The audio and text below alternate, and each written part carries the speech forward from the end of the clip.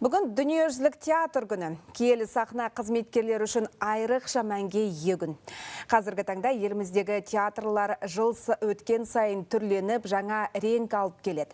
Көрерменнің де талғамы қалыптасты.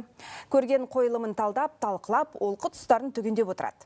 Қос тарап та бір-біріне ілесіп дамып жатыр.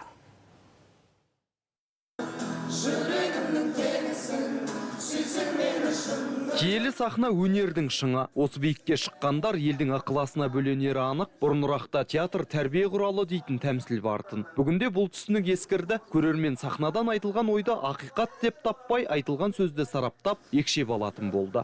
Бүгінгі күннің өзекті мәселелерін ашып айтатын үлкен арена.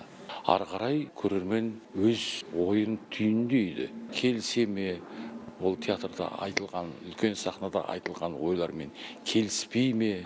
Ол өзінің шешімі. Саф өнерге деген сұранысты артты. Күйбең тіршілікті ұмыттырып, бір сәт дамылдап ойлануға мүмкіндік беретін рухани мекенге бас сұғатындар көбейген, әртүрлі бағытты қамтитын тың жанрдағы туындылар көрерменнің көңілінен шығып жатыр.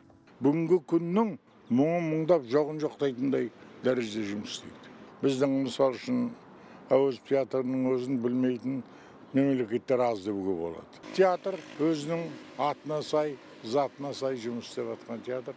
Театр киімілгіштен емес, драматургтың жазу үстелінен басталады дейтін Дулат Исабеков. Парақ бетінде тудырған кейіпкерлерін сахнада сөйлеткен отандық авторлардың да қатары артып келеді.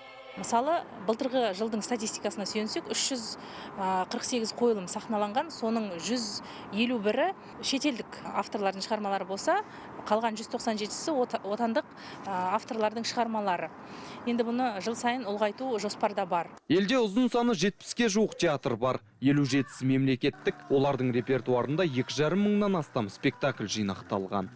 Ернұр Медет, Ерболат Қуаныш, Ұлттық арна, Алматы.